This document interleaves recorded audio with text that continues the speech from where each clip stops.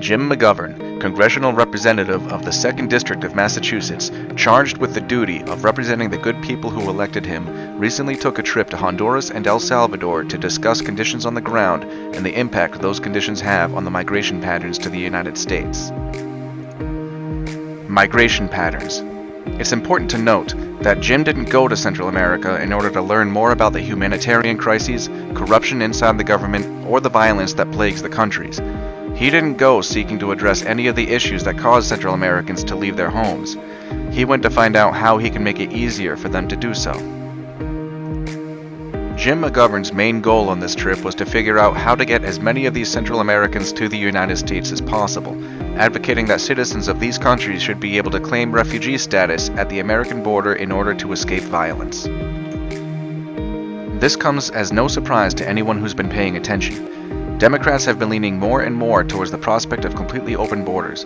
Jim McGovern himself has joined the ranks of the rising number of Democrats calling for the abolition of ICE, America's only defense in protecting our border and screening those who claim asylum. However, there are two questions that Democrats refuse to answer. How many illegal immigrants are enough? And how many illegal immigrants are too many? Why won't they answer these questions? It is odd that Democrats, who are in favor of regulating nearly every aspect of our lives, have no plan to regulate our own border. The fact that they avoid this line of conversation opens the door to speculation. Knowing that immigrants and minorities tend to vote Democrat, it stands to reason that Democrats would benefit from allowing these people into our country. But they can't vote. This statement is true, but it is fair to point out that we were only one administration away from granting amnesty to all illegal immigrants in the country. From there, it's a simple act of a Democrat-controlled Congress to grant these newly accepted permanent residents the right to vote. Indeed, some communities like San Francisco have begun to allow illegal immigrants to vote in local elections.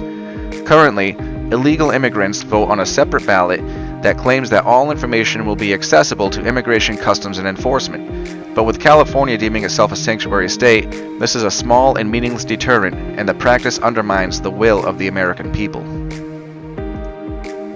Similar laws are being considered in Boston. You can guess where Jim McGovern would stand on these issues.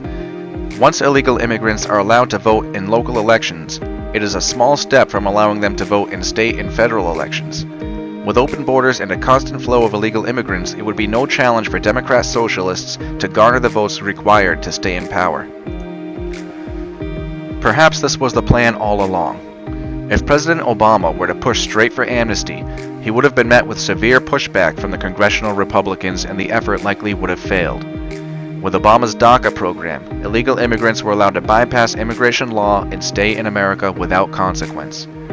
Set to expire shortly after the next administration took over, Democratic candidate and all but guaranteed future President Hillary Clinton would have been faced with a choice to end the program, extend the program, or do the humanitarian thing and grant everyone under the program amnesty, as DACA recipients would have by then grown their own roots in America.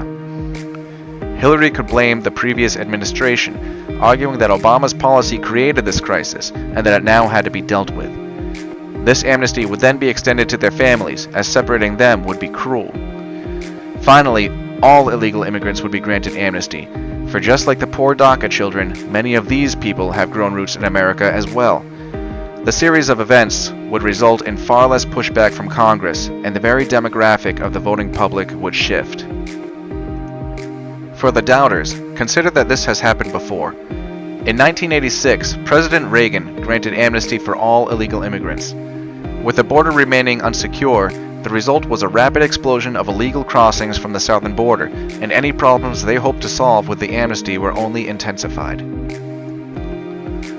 Take into consideration once again the fact that Jim McGovern had no plan to address the issues in Central America that causes its citizens to flee. If Jim truly cared about these people, he would advocate for an end to the violence and corruption that plagues their countries instead of simply extracting them and bringing them to the United States.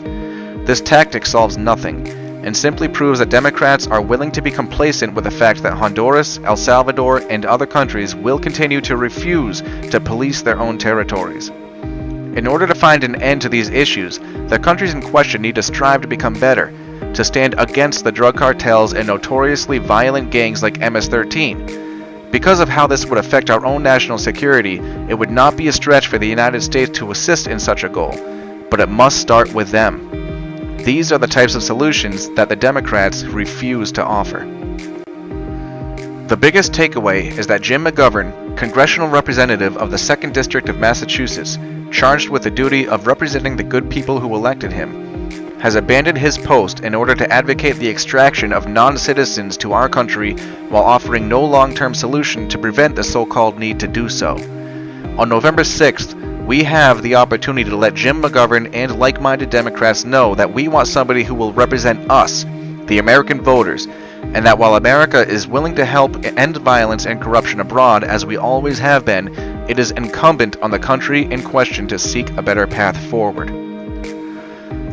It's important to know what your political candidates stand for. In Massachusetts District 2, while Jim McGovern transitioned his focus away from the people who elected him, Tracy Lavorne has stated that her focus will be on you, the American citizen, the taxpayer, the voter. She understands the unfair burden of debt the country would face if Jim McGovern were to have his way, and believes that immigration priority should be given to the people forgotten by Democrats who have waited patiently for years to come to our country legally. Midterm elections have a historically much lower turnout than presidential elections, which means that your voice matters more. Government starts at the local level, and change starts with you.